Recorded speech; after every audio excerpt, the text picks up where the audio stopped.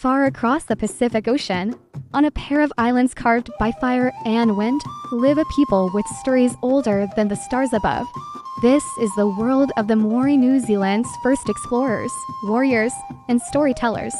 Over 1,000 years ago, great Polynesian navigators set sail from Hawaii's mythical homeland somewhere in the Pacific. Using the stars, ocean swells, and birds to guide them, they arrived on the shores of Aotearoa, now known as New Zealand. The name Aotearoa means land of the long white cloud, a name said to be first spoken by Cube, the great explorer, when he saw the island cloaked in mist. The word Māori simply means normal or ordinary in their language, used to distinguish themselves from the European settlers who arrived centuries later. But don't be fooled, there's nothing ordinary about them. Māori culture is fierce, expressive, and deeply spiritual. Their Haka, that powerful war dance you've seen in rugby matches, is a centuries-old tradition used to challenge enemies, honor guests, or mourn the dead. Te Moko isn't just body art. It's a living genealogy, a visual language that tells your tribe, your achievements, your status, even your spiritual power, or mana. Unlike modern tattooing, traditional Te Moko wasn't done with needles. Instead, Māori used sharp chisels made of bone to carve the skin. That's right, carved, not punctured, leaving behind textured grooves, not flat ink. For men, the full facial moko could cover the forehead, cheeks, nose, and chin, each area representing a part of their identity. For women, moko kaui, or chin tattoos, are especially sacred, marking leadership, maturity, and ancestral connection. After colonization, the practice nearly disappeared. But in recent decades, Te Moko has returned, not just as a revival, but a reclamation of identity. Today, many Māori proudly wear moko, both traditional and contemporary, to honor their heritage and tell their story without speaking a word.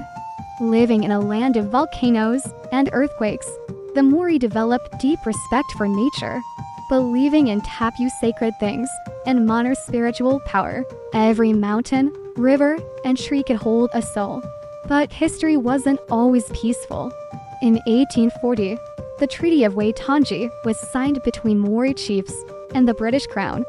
Misunderstandings and mistranslations led to land loss, battles, and a long struggle for rights that continue to shape New Zealand today. There were two versions of the treaty, one in English, one in Māori, and they didn't say exactly the same thing. The English version said the Māori gave up sovereignty, or total control, to the British Crown, but the Māori version only said they would give up kawana tonga, or governance, while keeping tino rangatira, their full authority over their lands and people. This confusion led to decades of broken promises. The Crown took huge amounts of land, sometimes through shady deals, sometimes by force. Māori communities were pushed off their land, the language was banned in schools, and many traditional ways of life were lost. From the 1840s to the 1870s, a series of conflicts broke out known as the New Zealand Wars, where Māori fought to defend their homes. The British, with better weapons and more resources, eventually won. But the scars ran deep. Fast forward to the 20th century, Māori began demanding justice. In 1975, New Zealand set up the Waitangi Tribunal to investigate breaches of the treaty. It was a big step toward reconciliation, but the journey is still ongoing. Today, Māori are regaining land, preserving their language, and holding onto their identity. The Treaty of Waitangi is now seen as New Zealand's founding document, but also a reminder: partnership must be honored, not just promised. To truly understand Māori culture, you have to taste it. Food, or kai, isn't just about eating, it's about community, manakitanga, or hospitality, and connection to the land and sea. One of the most iconic Māori cooking methods is the hāngī. Imagine this: food cooked for hours in an underground oven lined with hot stones, meat, sweet potatoes, kamara, vegetables all steamed in the earth, soaking in smoky, earthy flavor. It's not just a meal, it's a celebration. Māori have deep ties to the ocean. Seafood called kimona is a huge part of traditional kai. Think power abalone, kina sea urchin, tua clam, and of course, fish like snapper and eel. They also use native plants like pico fern shoots, horopito pepper tree, and kawakawa not just for flavor, but for health. Maori food is full of nature, tradition, and respect. And it's not just the food, it's the culture that surrounds it. From moko tattoos that tell your ancestry, to haka that tell your story, to Maori meeting grounds, where generations gather. Maori culture is about remembering who you are and where you come from. When the Maori sing and dance, it's not just entertainment, it's a performance of identity. You've probably seen the haka, that intense, earth-shaking war dance performed by New Zealand's rugby team, the All Blacks. But did you know there are many kinds of haka?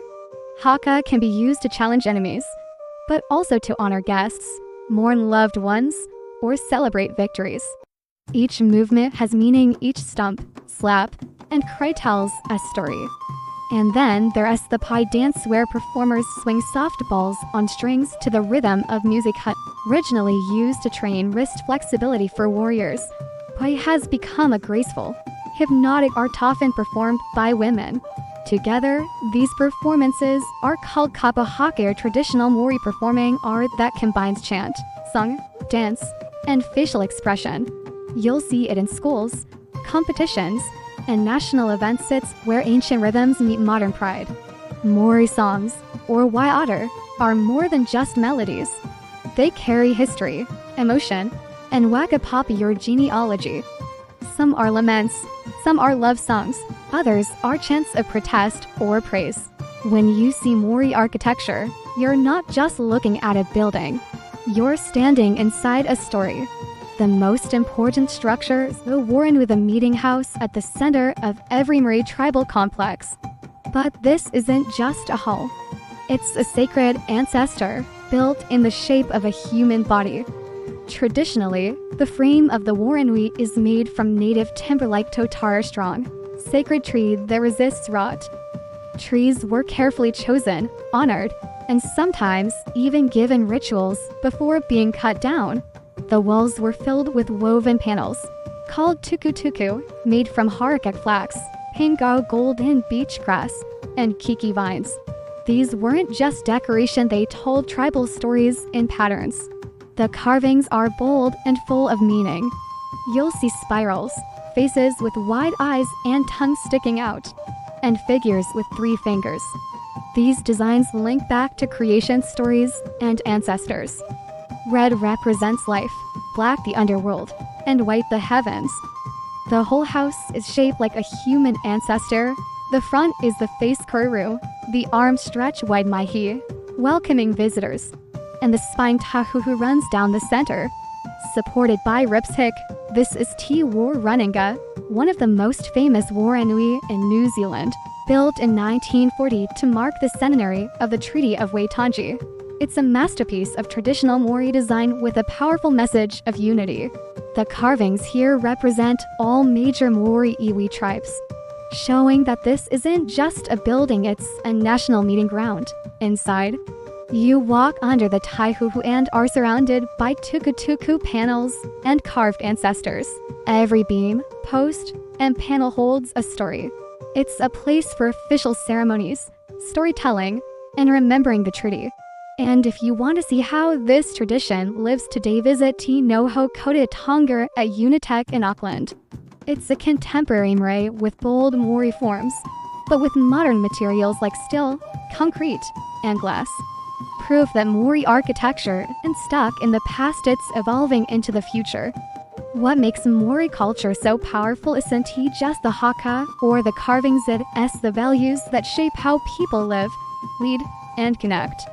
Huanongatanga, family and community. At the heart of Maori life is Huanongatanga, the idea that we are all connected. It's about kinship, relationships, and supporting your people. Your Huano family ain't just blood, it's your tribe, your neighbors, your ancestors.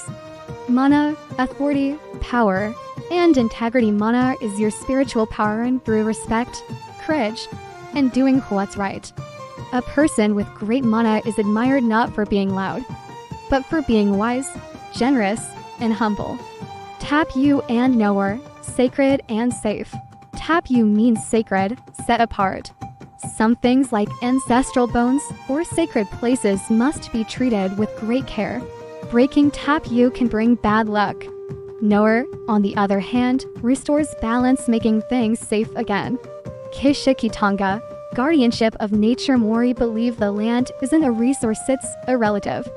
Kishikitanga means being a guardian of the earth, the rivers, the forests. You don't own the land, you care for it, for the next generation.